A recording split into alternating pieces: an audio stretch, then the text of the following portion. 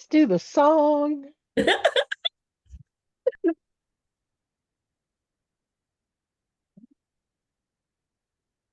Here we are, my lovelies. Thursdays at 11 o'clock is QT Conversations. It is our opportunity as qualified tutor members to push our thinking forward together, to support, encourage, and explore together. And I have a bit of a dream team group here today, so I'm really looking forward to seeing what we discover together. We've definitely found over the weeks and months that we've been sharing these conversations that there's been a real getting to know each other and our practices. And so there'll be lots of assumptions in this conversation because we really have a picture of who each other is in this room and how we work. And that's going to be really, really useful in this conversation because we're focusing on supporting SEND. Um, so that is how tutors support students with special educational needs. And one of the interesting things about supporting students with special educational needs is all the extra bits that go along with it, the extra people that go along with it, the extra documentation that goes along with it, the meaning of those labels and understanding them, what you need to know and what you'd really rather not know so you can look at the student with fresh eyes. There's a lot there. There's a lot of strategies that the tutors in this room will have developed, and there's a differing level of experience as well that I think is going to be really, really informative. So we're going to start off with just a warm-up question in terms of what is your experience with supporting SEND? And some of us have a very, very long history with it, and some of us are new to it, and that's exactly as we want. Rosanna, can we start with you, please? Yeah, sure. So I would say in terms of specific categories of conditions, let's say that I've worked with students, I've worked with students who have been diagnosed with things like dyslexia before. So that has presented its own kind of set of experiences and challenges in trying to navigate that. One of them was actually a case where I suspected that the student had dyslexia, but it hadn't been officially diagnosed. So that was quite interesting in terms of trying to navigate that challenge, because that was through an agency, and one of the things that agencies will tell you is don't try and diagnose your students yourself, but then at the same time, if you do suspect things, you have to kind of raise it. So it was interesting trying to navigate that.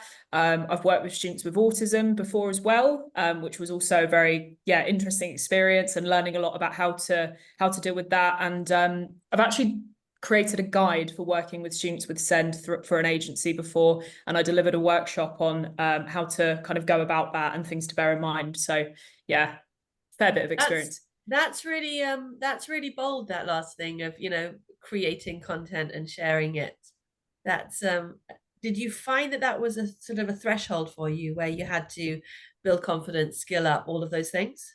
Yeah, it was hard, I think, because there's a lot of information out there, and there's a lot of debate surrounding the different categories and the best way to approach it. And I think sometimes there's a discrepancy between sometimes what the official advice is, if you can call it that, and your actual experience on the ground. And you can kind of look at the, like the symptoms, for example, of a certain condition and be like, this is the best way to deal with the student. But there's also the issue of not treating every student with the same condition as if they're the same because of that condition. And the extent to which that condition defines how they learn varies massively as well. So, you've got to avoid that temptation of being like, well, I've got a dyslexic student, so therefore I need to teach them in this way. It's like, well, no, each student presents differently, and that applies to students without SEND as well. So yeah, it was fantastic. You are hitting all the notes, and the reason why I keep looking down is because I'm, as you know, taking notes so I can pull on our threads, and you absolutely nailed it. You really, really teed us off beautifully there. Thank you. Jenna, can I come to you next? I'm not sure what I can follow up with. I am a specialist in SEND, and I like to call myself neurospicy, because I have all of the tisms, as my students say. I'm autistic, I have ADHD, I have dyslexia, and then I have a bunch of the physical conditions that go under the disabilities section. And like today's a good example.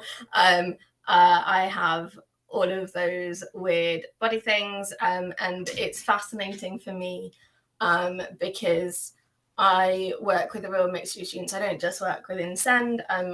I also specialise in, thank you, trauma and SEMH. So that's your mental health and cognitive side of things, as well as kind of life stuff. I always struggle with SEMH, social and Social, emotional, emotional, mental health. yeah. And there's a bit of debate over whether it's correct to say SEMH and whether there's a B in there somewhere. I think SEBD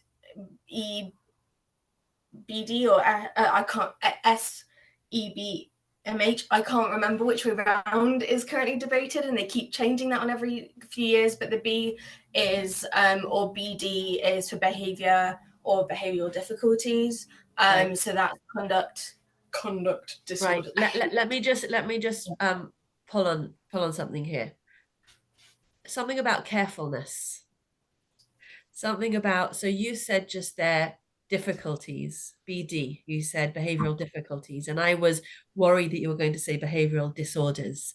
And as you said, right, exactly. And as you said it, my mind went like this. I was anticipating that word disorder, and you didn't, that's not what came out. But it is interesting that alongside supporting SEN, there's a carefulness that we develop in ourselves, an intentionality.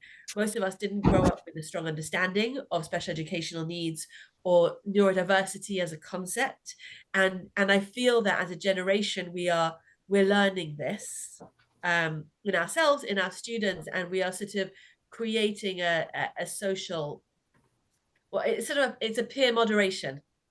Would you agree? So when you say they've changed it, there's something interesting in who's that they, and what does that mean for us as people at the chalk face, or screen face. Absolutely. And I think that there's a lot of the two words I always come back to, and I know you guys are probably sick of hearing this, but it is being deliberate and being intentional. So Yeah. making those choices, weighing up the decisions, and being really reasoned about the language that you use and why you use it, or I think I'd like to throw another word in there, Jenna, if you don't mind, which is kind. Yes. Yeah, you can be deliberate without being kind, and that's not what we're talking about here. We're talking about using your, sorry, go on. I think that this is one of the reasons I have the brainstorming sticks, as it has now become, because brainstorming walls, is because we end up coming up with these words, and I am one for my threes. I love my powers of three. That's how my brain works. But the other word that I use a lot is courageous. I don't use the word brave so much because that takes away a little bit of choice, I think, and it can be used in a way that's a bit patronizing. I go toxic. Yes. And it's always used for like surviving basic thing. Yeah. And it's I hate it. There's something in the phrase courageous that's about sounds like stepping forward.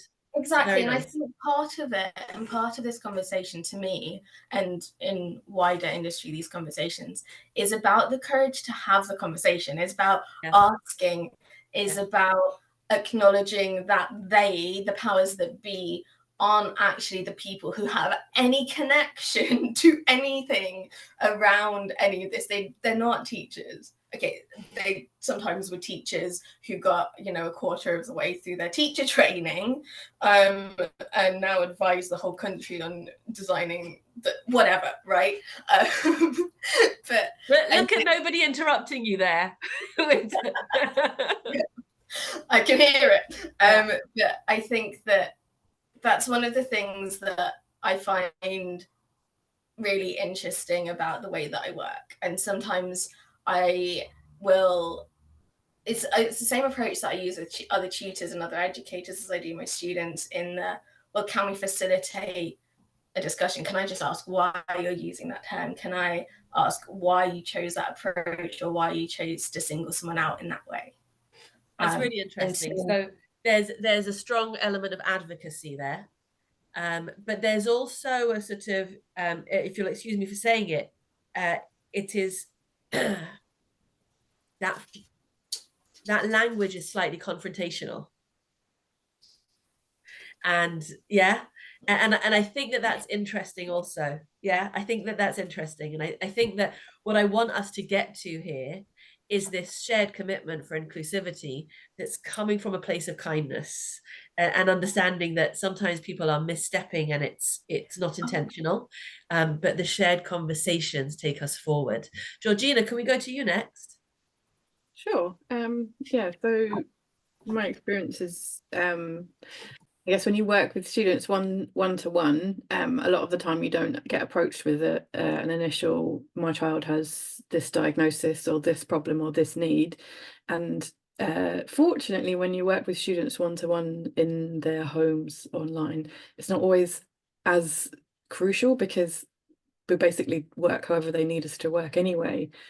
So very much regardless of what information I'm given, I would ask the student, what challenges do you have? What ways do you prefer to work? And given that, as Rosanna said, regardless of their diagnosis, they're still all very different. I might make some suggestions for things that work for other people and say, what would you prefer? And it just works. Yeah. Always get told that they have a diagnosis, and they don't always, even if one would fit, but it's not as much of a crucial issue when we're working one to one.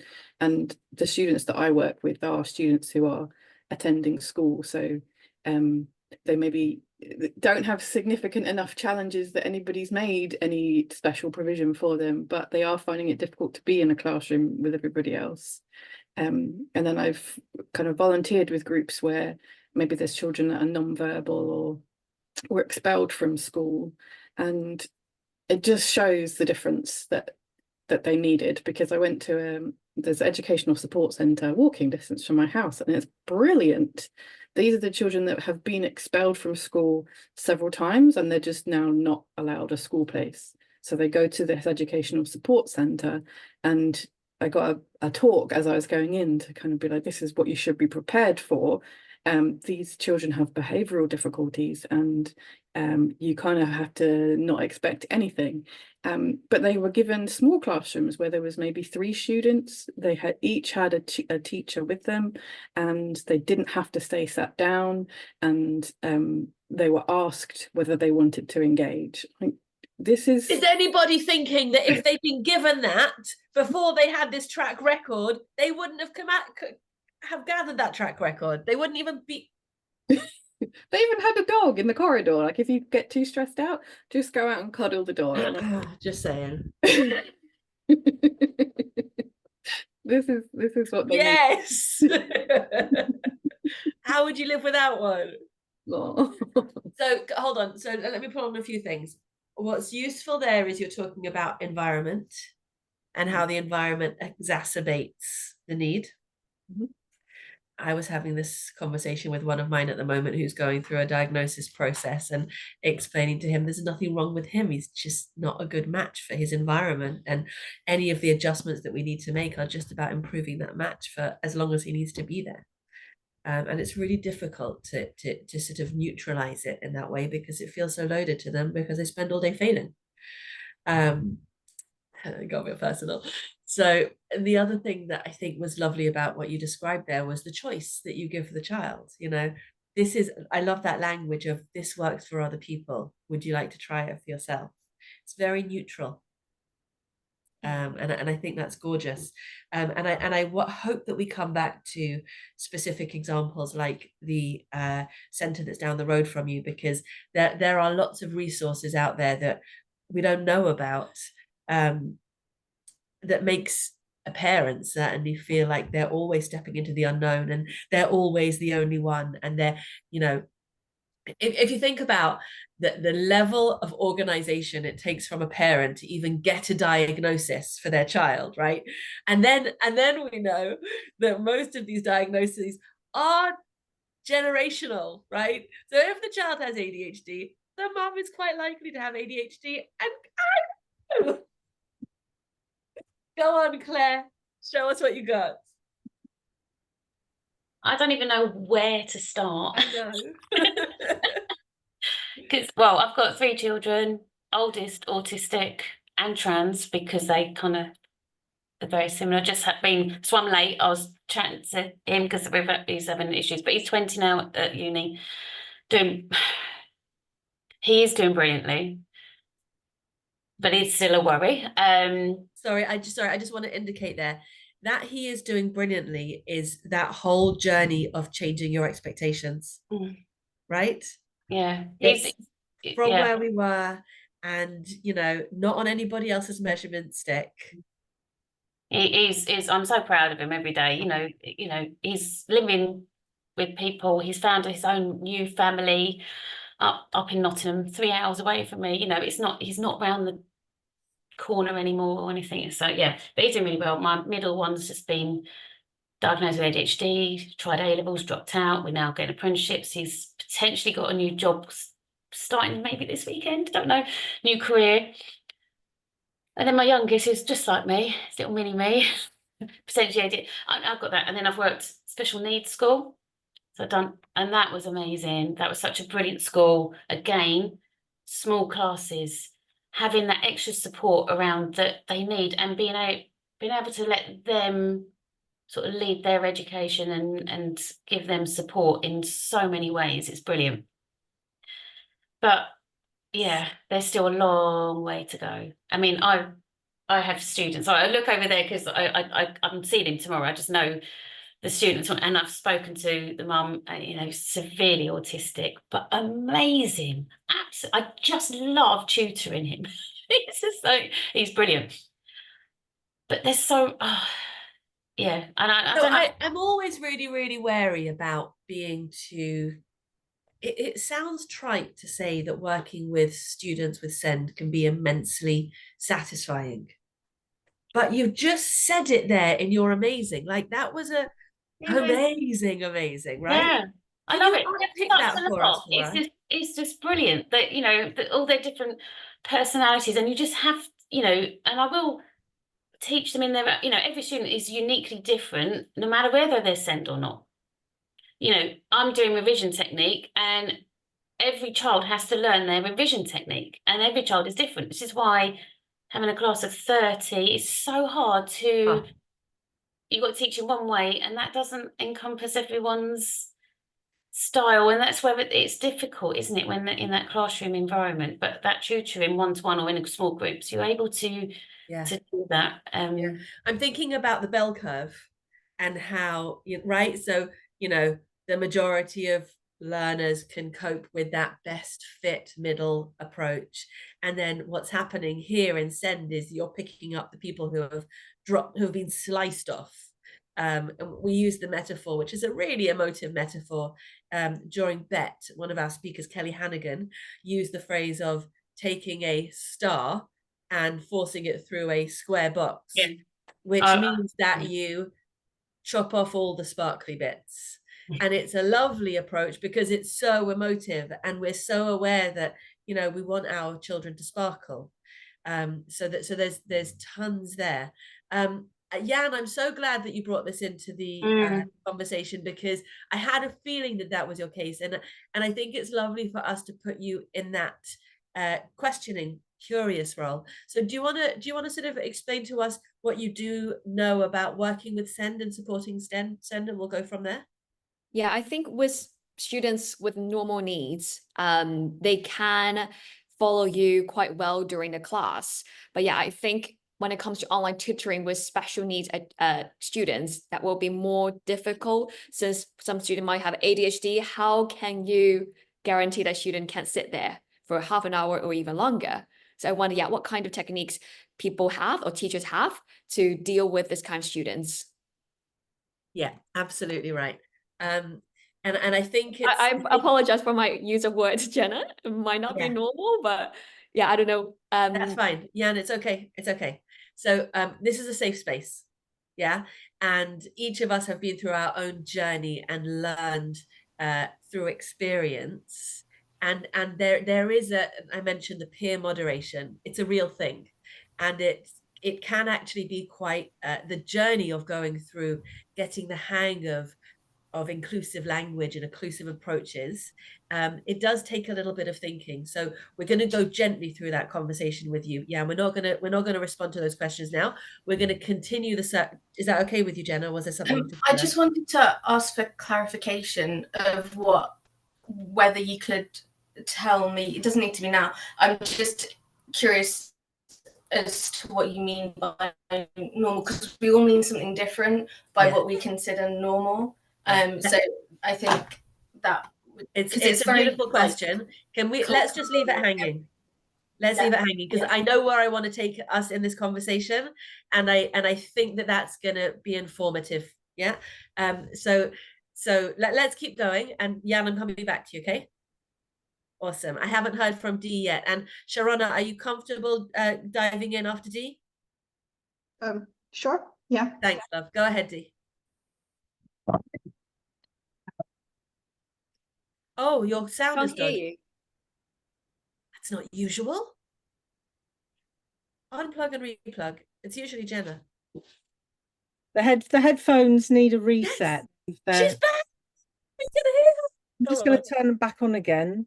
We can hear you now.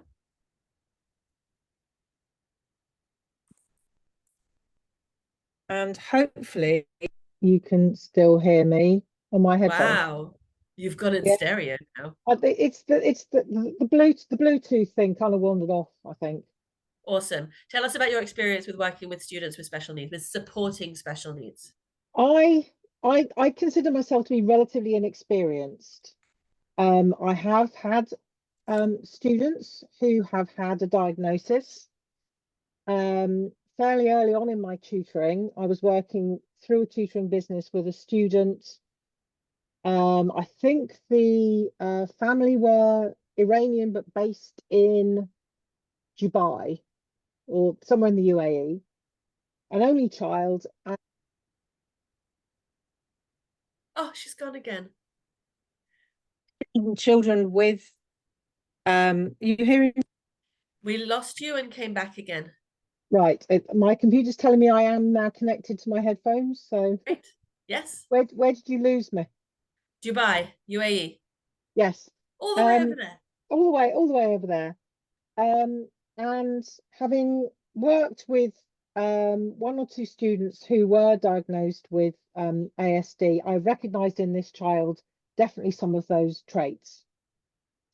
And I was struggling to connect with that student. I really didn't feel that I was providing the level of support that was actually going to take this student on a helpful journey for them. I talked to the business about it. They said yes, there's been no diagnosis. It may well be culturally Yes, that there's been likely right? to be a diagnosis. An only child, so the parent probably Doesn't have context. hasn't got that close-up comparison with other siblings. So, but in the end, because I felt ill-equipped to really do what I wanted to do with the student, I ended up stepping back, and I said, I think this student needs actually face-to-face help. I think he was actually passed on to another tutor within the tutoring business. Don't know what happened after that, but and we've spoken before about how trustful it is to pass a student on, and I think we all felt that sort of disappointment when you said, but the child was probably passed on to another online tutor who didn't have the same, and potentially didn't have the same integrity to make that recommendation. Go ahead. I've since worked with a student with ASD who'd been out of school for some time. We did it online. He wouldn't put his camera on, but we had a pretty good relationship and we worked together. And a couple of months later, he was transitioned back into school, which was fantastic. I've just started working with another student, actually a recommendation through a QT tutor, which was lovely. And she has an ASD diagnosis as well. We've only just started working together, so it's going to be interesting navigating that. So I still feel somewhat ill-equipped, but I'm prepared to work with this child and kind of learn on the job, I guess, and adapt to them and find what they enjoy, and then tapping into the knowledge and experience we have in this fantastic community when I feel I need some additional support. Georgina, that time dilation device, and don't talk to me about spreadsheets. Please don't talk to me about spreadsheets. I just need some way of fitting more stuff in so I can talk to people, watch some stuff online, and all the rest of Right. it. So the skilling up, the ongoing skilling up. Yes, I really Yeah. want to be, and another area I would really love to be upskilled is in working with students with dyscalculia. When I was first tutoring, So to clarify, dyscalculia is the equivalent of dyslexia for numbers. So it's not being able. it's having no number sense, not being able to. She knows I'm reading her. So it is struggling to hold on to specifically the more abstract idea concepts in number. Yeah. And I was my first year of tutoring, I was working with a non-for-profit that provided tutorials to home educated students. So I was doing a Key Stage 3 and a Key Stage 4 session once a week. And there was a student in there who had a dyscalculia diagnosis, but I did not have any experience with it, any knowledge of how to help him. And he was in a class of 12. So there was very limited things that I could do. But if I work one-to-one with the student, then I would want to do some upskilling in that area as well. And I did start to look at that through some of the resources that Judy Bryce has provided.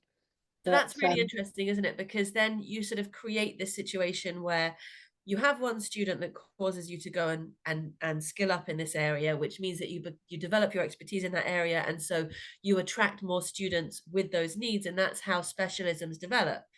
I think it's I've often said this to with my own kids that, you know, when I used to go to the ENT all the time, the ear, nose and throat doctor for one of my kids, I wasn't surprised to hear that doctor had ear issues as a child, right?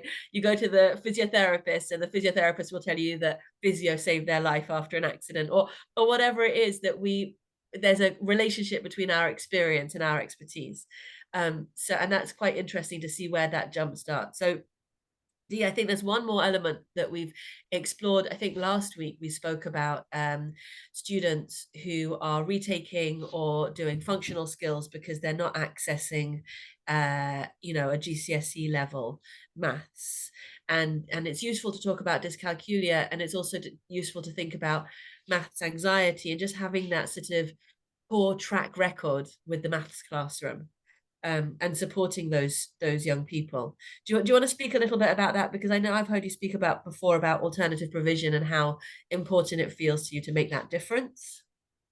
I've in terms of where I seem to sit in terms of my students, it's definitely seemed to be I'm attracting the ones that have the anxiety, not necessarily because they have a specific condition like dyscalculia, but their experiences have put them in a place where they are now maths classroom averse.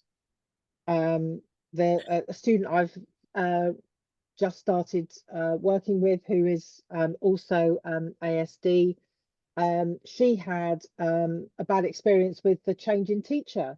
It was all going really well, change of teacher, change of style, and it all just, the wheels fell off, basically. Right, and we know that that's, you know, one of the things that students who are identified with special needs will struggle with is transitions. Change, and, you know, just changing from one activity to the next is difficult, but changing from one teacher to the next, it totally changes the environment and the context. And if you think about a student who's certainly moving through secondary school and goes from one classroom to the next, not knowing what to expect from every teacher on every day, that is just so depleting. They go into every classroom with their batteries low. And we all know young people like this personally and professionally. And your heart bleeds for them. Jan, you just used the phrase in the chat that they can be isolated in every classroom, and certainly feel isolated. And I think that's really, really insightful to sort of empathize in that way. Sharona, you are the last person, and we're flying through this conversation, but I need to hear about your experience with supporting SEND, and then I want to ask a little bit about the other people in the mix, so the parents and that kind of thing. Go ahead. I was actually going to start with the parents because it's really important that they tell you. So during the pandemic, I had a brother and sister who I was tutoring online, one after the other, and I'd start with the sister and then with the brother. And I noticed with the brother that he kept tapering off towards the end and didn't have his camera on. And I was convinced that he was on his phone, you know, because sometimes we would talk and then there would be a big delay. nothing, and it would start off strong and then taper off. And so I said to the mum, is he on his phone? I can't really tell. Sometimes the communication just, cuts off, is not concentrating. I'm not really sure. And then she says, oh yes, we've just started him on ADHD medication. So I thought, oh, it would be nice if you told me this before so that I would know. And then we had a few more. And so then I recommended, okay, why don't we have him first and then his sister second? So that... Sorry, we need to clarify. So ADHD medication has a specific window and it helps, and then the help tapers off, and then you see the child going back to their original behaviors. I think so. And this was also in the evening as well. So, right. By that time things were also... So a student who is taking ADHD medication will tend to take it in the morning before they go to school, which means that they have the burst of most of the help with self-regulation whilst they're in the school environment, which can mean that the tutor gets the tail end of the day. And then, we already know that we work in the witching hour. Yeah, the students are already tired when they come to us. But in Sharona's case, this student is significantly depleted. Yes, and I remember it was something about the sister had some kind of music thing later, but I said, no, let's switch them around. So we switched them around. It helped maybe a session or two. And then I think I went beyond, because I said, look, I'd rather do this face-to-face. I can't do this online. And they did live about 10 minutes drive from me, so it wasn't such a big deal. And it was during the pandemic, so we kind of weren't meant to, but it couldn't go on like this online. So I said, let me just come in. I was going to come for 2 hours anyways for him and her. So we started doing it face to face. And then that's when that's when I could see the real progress, because there was a lot more, there's interaction, and I knew he was trying and all of that. So I know it's not always possible to do this, especially when you're in a different country or it's far. But that's really, really important. Thank you. So, we talk about how useful online tutoring is because it reduces the tutor's turnaround time, because it means that we can access students that we wouldn't otherwise be able to access, and students who are, isolated for whatever reason can access the support. All of those things are awesome.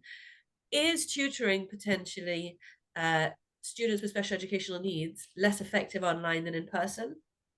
Depends. So in this case, I made the decision. I knew I couldn't go on doing this online, and I didn't want to lose them as clients. So I thought, let me do this. It would be much better for everybody involved, myself too, because I was getting frustrated. And there's a big thing like that when you have tutor frustration, it doesn't help anyone. So you also need to take care of yourself. So in this case, it helped. When you said the other one, I was going to talk about... Sorry, let's hold on to that for a second. So because Dee mentioned that before as well. Dee, you said that you felt that you weren't able to help that student, and so you passed them on, and it's partly responsible for the student, but also, like you said, the tutor energy, your own energy becomes, it's disheartening if you feel like you're not doing the right thing for that student. Yeah, and then they might as well find somebody who can do. Then there was I think I talked about this before, another girl with dyscalculia as well, and lovely. Everybody was absolutely lovely, but the ADHD, the retention levels were nothing. So during the lesson, it was great. The grasp of numbers was really slow. And this is one where we started then doing, so I went to her in person. Hold on, sorry, I just want to clarify. You say the retention level. So you're saying remembering the information from one session to the next. Yeah. Great. And this is when I decided, let's go online, but do 15 minutes every day. So what a luxury. So 15 minutes online, because obviously I was not going to go in person for 15 minutes, but this way we could just do short bursts. And this was okay, but it wasn't great. And I realized something about the education system, how maths is mandatory. And of course, as a maths person, it's great. But there's a small percentage of people where you should just drop it for them. It's not necessary. And I don't know if this is even possible, but there's some people who don't need to struggle through it. They have other talents. And I can see this. And sometimes, you don't want to give up on people, but sometimes to say, look, you're very sporty or you're very arty, just do that, because you don't need to struggle through these things. I'm sorry. It's really interesting. That's huge. And math is super important, obviously. Right. But there's some people where just drop it. It's fine. But I know, you can't change it. So Well, I'm not sure. I think I we know, are maybe, but you know, there's some people who should just get an exemption, I think. So- But I just want to say with this one, again, with parents, I said to the mom, you know how when you teach your child to read, it's the parent who does it, and you do a little bit every day, right? Nobody else is going to teach your child to read. Of course, you get reinforcements from school, but at the end of the day, the parent teaches the child to read. And I said, I think you need to learn the maths yourself and treat it like teaching her to read, and do a little bit with her every day, 5 minutes here, 5 minutes there, because I don't think you can rely on a tutor for this. It has to come in from inside the house. So you do a little bit every day. And so eventually kind of let that go because I couldn't do much, but I thought if the mom did it herself 5 minutes a day and she could, you know, she could learn it. And I even offered to her, I said, why don't I tutor you? I can just show you with Wow.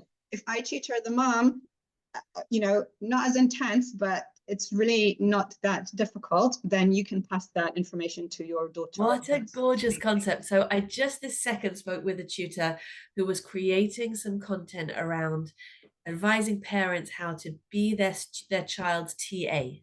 Mm-hmm. To be the teaching assistant for their child. And my first thought was, blah, you know, like that's the last thing I want to do with my kids. But at the same time, that's exactly the point you're making, that sometimes you have to be there alongside them daily. And that's what makes a difference. Yeah. So I want to just touch on a couple of things. I want to share that your idea about doing little and often is based on the evidence of space practice and retrieval practice, where if you do little and often and you draw the information back out of a student's memory, you reinforce it and you embed it deeper. And certainly for such basic skills as numeracy, that's immensely powerful and really lovely to compare it to reading skills. But you said something that was so big about so on the one hand you would say giving up, right? Well, I know. Giving up sitting an exam and having to pass something in order to then do, you know, sixth form. Awesome. So when we deliver training on SEND in Qualified Tutor, we talk about learning without limits, which is a phrase that Dame Alison Peacock coined, which is talking about having a sort of open-ended aspiration for what any person can achieve, right? And that as a philosophy is extremely beautiful. And yet we all know, you know,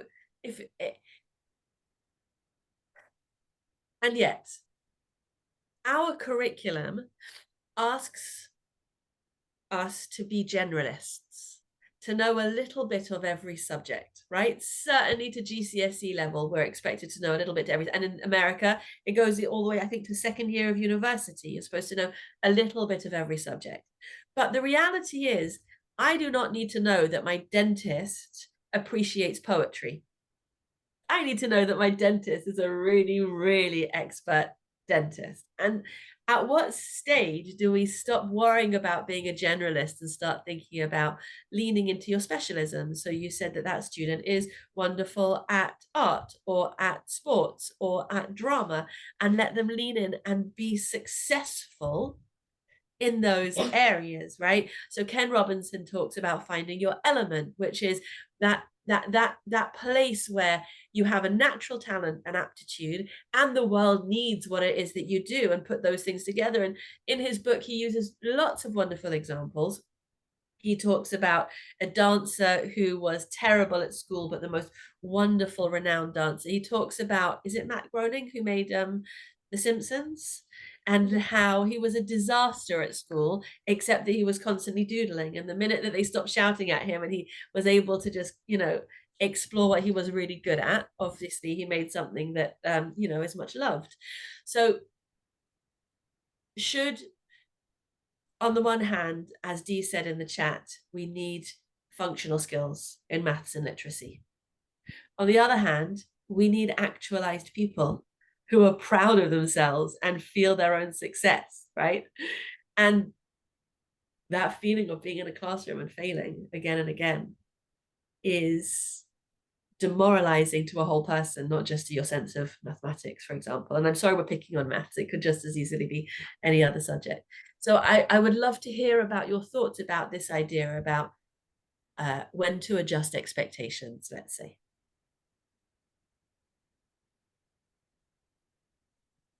From me or from anyone? From anyone.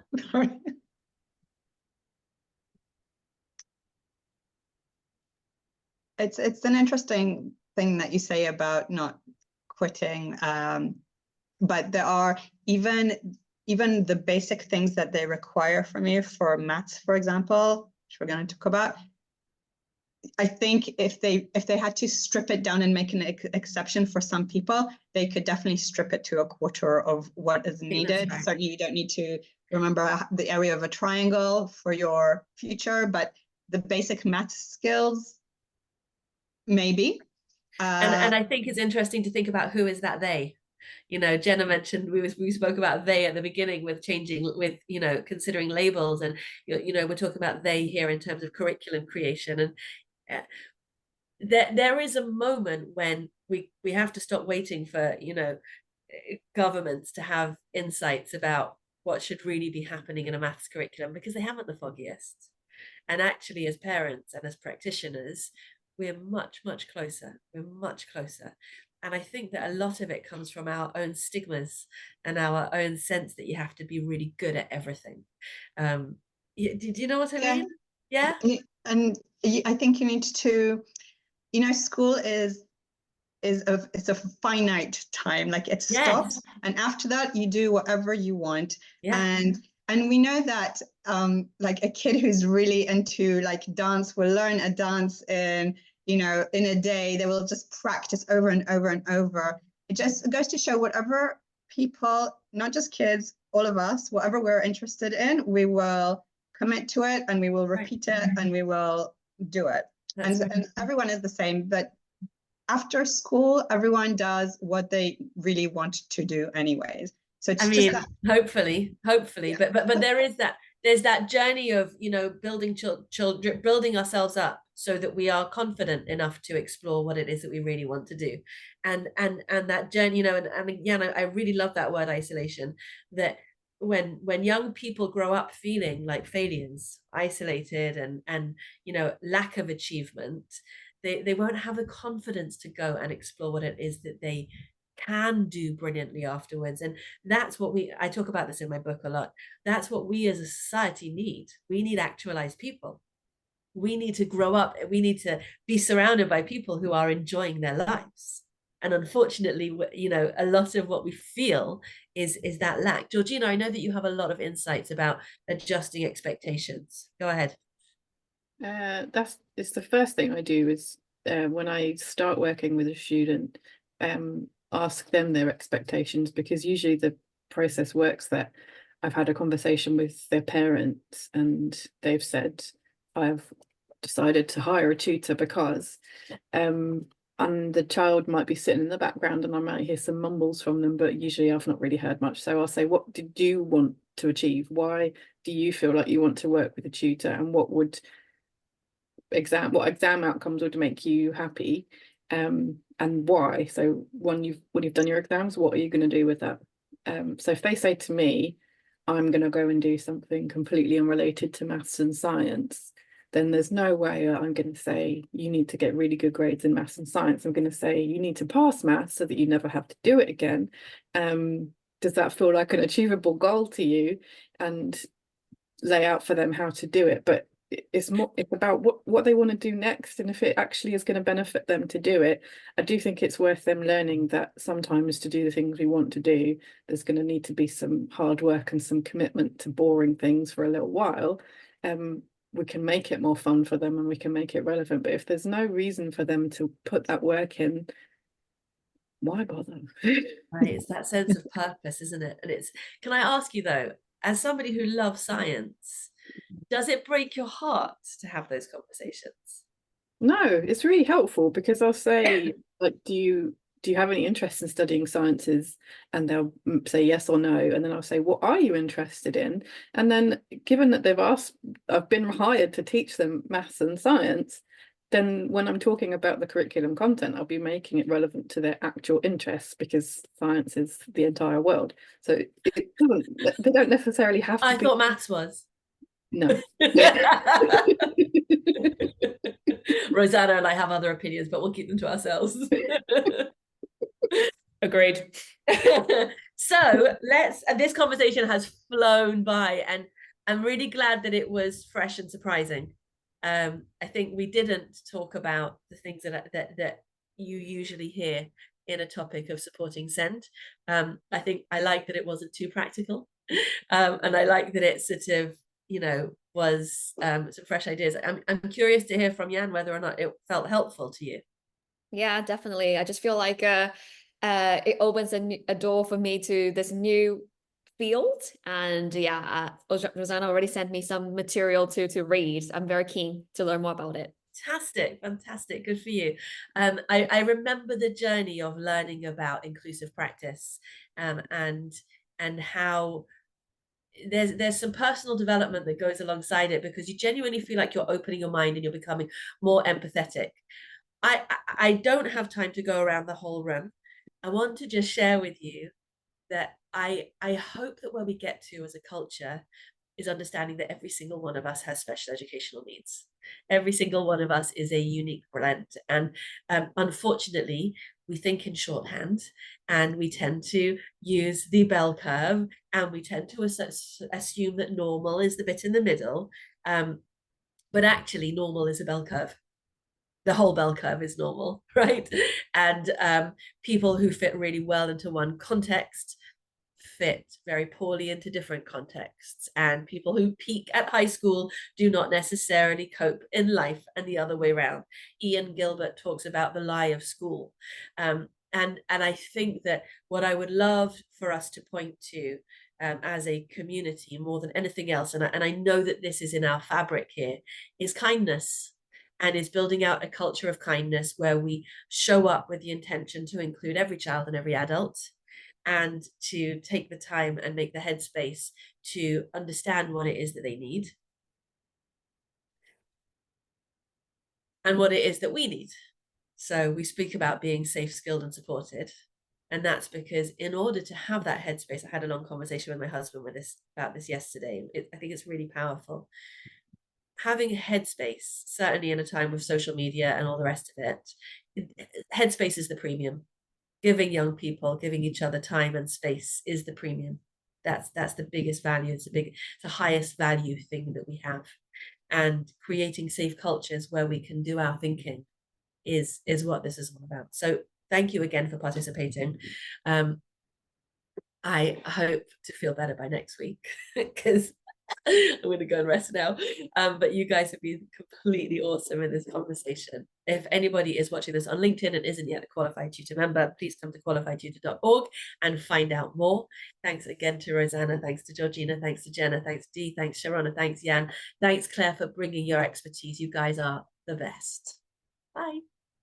Thank you. Thank Bye. you, everyone. Bye. Bye.